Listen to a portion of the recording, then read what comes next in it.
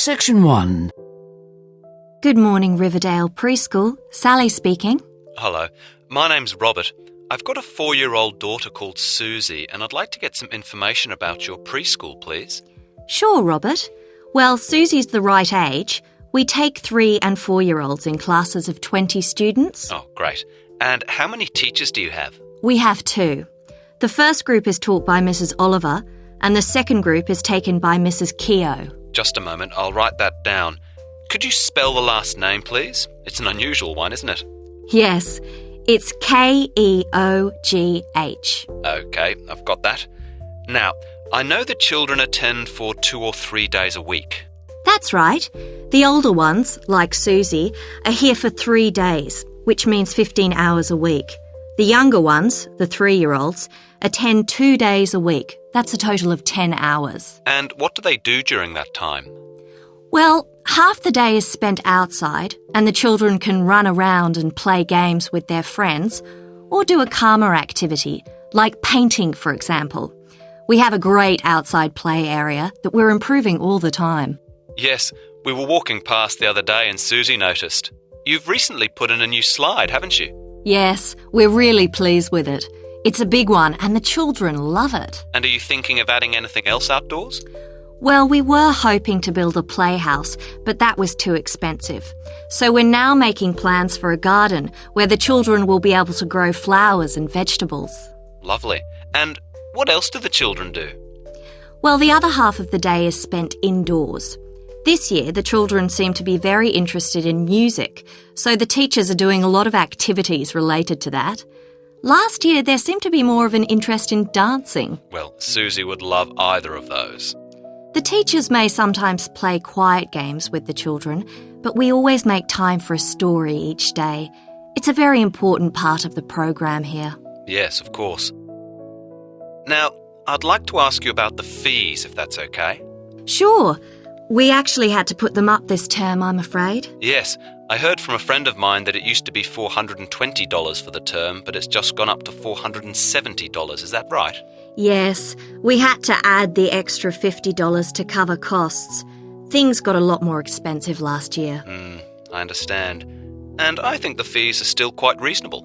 Another school I've spoken to charges $500 per term. Oh, really? My friend also told me that his daughter went on a trip to the local zoo and that the cost of that was covered in the fees. Is that right? Yes, we did that last year, but we'll be going to a farm this year instead. We vary it, so, for example, we may go to the theatre next year. OK, it sounds like fun. Also included in the price is membership of a special library. Children can borrow a toy and keep it for a week and choose a different one the following week. It's very popular. What a great idea. We would certainly make use of that system if we enrol. Now, is there anything else I should know? Well, the children have a rest here during the day, and we make up a little bed for them with sheets and blankets.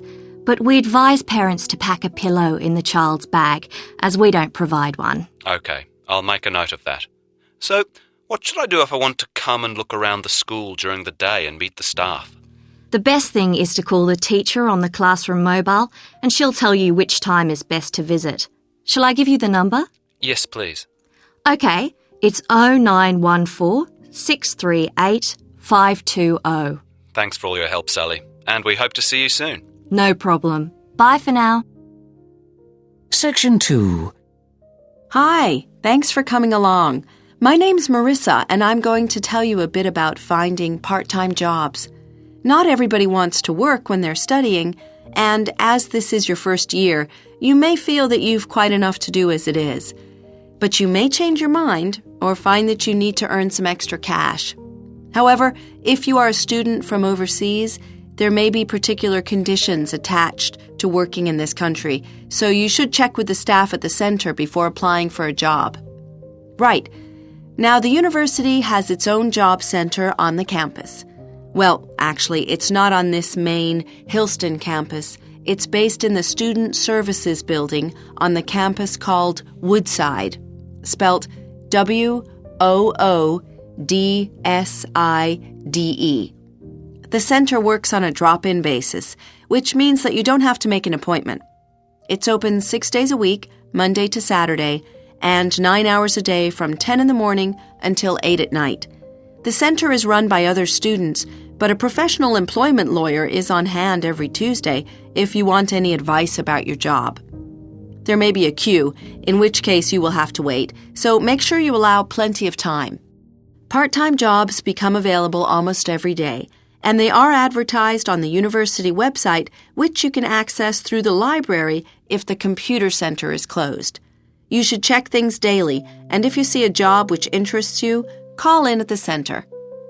There's a good variety of jobs on offer in the university itself just now. For example, they're looking for people to check that all the vehicles using the university car parks have got up-to-date permits. Office jobs rarely come up, but in future the university is hoping to be able to offer jobs in the IT center. There are also recruitment open days, which are held regularly during the year, when local employers come into the university to recruit students for part-time work within their company. These 2-day events are scheduled well in advance each term and are advertised in the usual places. Of course, part-time work is useful to supplement your income, but it's also a valuable way of building up an employment record that reflects your skills and capabilities. One of the most common complaints of graduates leaving university is that many jobs require proven experience. So those applicants who have evidence of part-time work on their CV often have an advantage. The Job Center advertises jobs which will give you skills such as using word processing packages, spreadsheets, or supervisory skills. So, if you have to work, use the opportunity to develop skills which will help you secure a job in the future. Now, what about the financial side of things?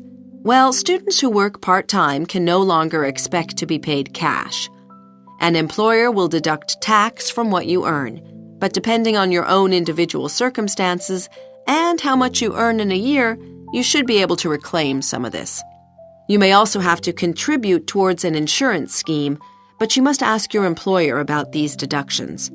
You should also check whether you will be paid weekly or monthly, and if you work extra hours, what your overtime rate will be. It's also necessary to make sure that your employer knows that you may only be able to work during term time. Communication between you and your employer is very important, but don't expect all employers to use email. If you are ill or cannot get into work for whatever reason, make sure your employer knows in good time. That shouldn't be a problem now that everyone has a mobile phone. And if you decide to leave the job, you should make sure you put this in writing. Some employers require a month's notice, even for a part-time job. So, what sort of work can you expect to find? Section 3. Hello, John. Come in and sit down. You're here to discuss your research project, are you? Yes, I've more or less decided what to do, but I'd like your opinion. Fine. You've chosen a topic? Yes. I want to look at how people use public services in their local area. Things like parks and swimming pools. Right. Well, the kind of information you'll get is very useful for town planning, of course. Do you have a special interest in public services? Not really. It's just that I found a report in the college library about an investigation that was done 10 years ago, and I thought it'd be interesting to do a parallel one. 10 years is a relatively short space of time. What do you expect to find? Do you think things will be more or less the same as before? I think there'll be some differences. For example, I think the number of people going to the library will have decreased. And I'd guess that older people are using the sports centre more often than they used to. Fine. So those are your hypotheses. Now, what sort of data are you going to use? I was thinking of using official records from the management or the local council and analysing them. They should be easy to obtain. I don't think that sort of information would be confidential. Yes, you're probably right. There might not be as much information as you'd like, but it'd certainly be the easiest kind of data to work with. But have you considered using a questionnaire as well? It's okay to get data from more than one source? Absolutely. It's a bonus. You've already done the module on questionnaire design, haven't you? And it'll be good to get experience, because next year you'll have to do something similar for your final dissertation, on a bigger scale. Okay. And what are the variables you'll be looking at? Are you going to look at people's level of education? Whether they have a degree, for example? I hadn't planned to. Do you think I should? Well, you might see some interesting patterns. Okay. And that'll tie in nicely with my plans to analyse the kind of work people do. What about the size of your sample? Have you got any thoughts on the number of questionnaires you might send out? The previous study surveyed 120 people. I don't think I can really analyse more than 50 working by myself, so I should probably distribute about 80 questionnaires altogether to allow for wastage. Do you think that's enough? Definitely. I know that your project guidelines recommend a minimum of 100, but that's an ideal number, and you're working by yourself. And anyway, this assignment is mainly about giving you practice in research methods. Right. And think of ways you can encourage people to actually complete the questionnaire. For example, to make sure that your questions make sense, you should try them out beforehand. Okay, that's no problem. My friends will help. Good. Sometimes you get unpredicted responses and you have to rephrase a question. And I know that you usually get a better return if you deliver questionnaires in person, but there'll be too many. But I could enclose a stamped envelope for the return post. It's a bit expensive, but I think it'd be worth it. Yes, good. Some people say that another way of increasing returns is to make the questionnaires anonymous. But usually people put their names on anyway, so I don't think that would make much difference. Okay. And can you give me a bit more advice about the questionnaire? Would it be a good idea to have a short paragraph at the top explaining what I'm doing and why? Definitely. And don't forget, you'll need to get a bit of information about your subjects, what age group they're in, and perhaps how long they've lived in the area. So you'll need questions for that. Yes. I suppose that'll mean it takes a bit longer to complete, but should I give them my phone number in case there's anything they're not sure about? I wouldn't if I were you, no. Okay. And do I have to use open-ended questions as well as closed questions? I know the books say it's better to have a mixture. Well, it depends. In this case, I'd stick to closed questions. The results will be much more manageable like that. Section 4. Hello, everyone. I have an exciting announcement to make. The university has decided to enter an international competition next year, and we are going to need some enthusiastic undergraduates to help us with the project. The competition is to make an automated vehicle, a kind of robot that will be able to move quickly and accurately on its own. All the vehicles will then enter a race which will take place here in the U.S. So the engineering school will be collaborating with the computer science department and possibly the automotive design department, although that's yet to be confirmed. What they have to do is try to design an automated vehicle which will be able to complete the course. To give you an idea of how tough this race is, one vehicle last year only managed 12 kilometers of the 280-kilometer stretch of California desert that forms the racetrack. The vehicles in the race must cover the whole distance without a human driver and, quite autonomously, identify and steer around corners and avoid unexpected hazards, things like rocks, for example. It's a challenging task because there are lots of obstacles of this kind along the route. As I said, in last year's event, the most successful vehicle only drove 12 kilometers. Then its team decided to deactivate it because it had gotten too near a cliff. In the race held earlier this year, there still wasn't a winner, but they did much better, and there was one design which we will be analyzing carefully in seminars. Its strength was in its onboard technology. That particular vehicle built a three-dimensional picture of its surroundings using video cameras and lasers.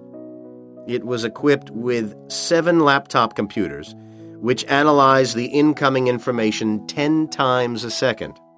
And it drove along at a comfortable 55 kilometers per hour. The design details have been published, so we hope to learn from them and go on to make ours even better for next year's competition. The competition is open to all universities, and there's a prize of $2 million for the winner. But it's really about more than that. The sponsors are hoping to see innovative design ideas that they can transfer into commercial production. You'll get a lot out of this project as well, in terms of working as a team and broadening your knowledge of the subject. The key to winning is unlikely to be anything to do with what the vehicle looks like. Programming skills will decide who eventually wins first prize. The design will need technological expertise in this area above all, and that's what the team who work on the project will need to focus on. I'll be handing out some scientific reports about this year's vehicle shortly. It's interesting to read that even after months and months of planning, building, and trials, many of the teams were amazed that the vehicles did what they wanted them to do at all, because so many things can go wrong on the day.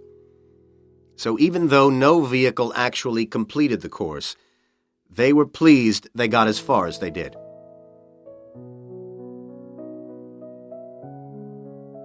Right. If any of you are interested, this is the plan of action. Keep an eye on the main notice board for details. Firstly, at the beginning of May, we'll be scheduling a seminar to introduce the project to anyone who might be interested. Later in the month, we'll be asking you to submit a short essay, letting us know why you feel you should be chosen to take part in the project. You'll need to tell us about any particular skills that you have and can bring to the team, and any experience you may have had in the field. Then, in June, we're organizing a trip to a factory to chat over some design considerations with specialists there who have kindly agreed to act as consultants throughout the project. Then, at the beginning of the next semester in September, we thought we'd hold a weekend workshop to share ideas and see computer-aided design demonstrations. We have a brand new package which sponsors have kindly financed. You'll need to be able to use it with confidence before we start. In December, we'll be asking you to submit your outline designs, and the following month, we'll choose the team and start work in earnest. Okay, it sounds like a lot of fun, but it will also require serious commitment. So please think this through carefully. Some handouts are coming around now. Any questions?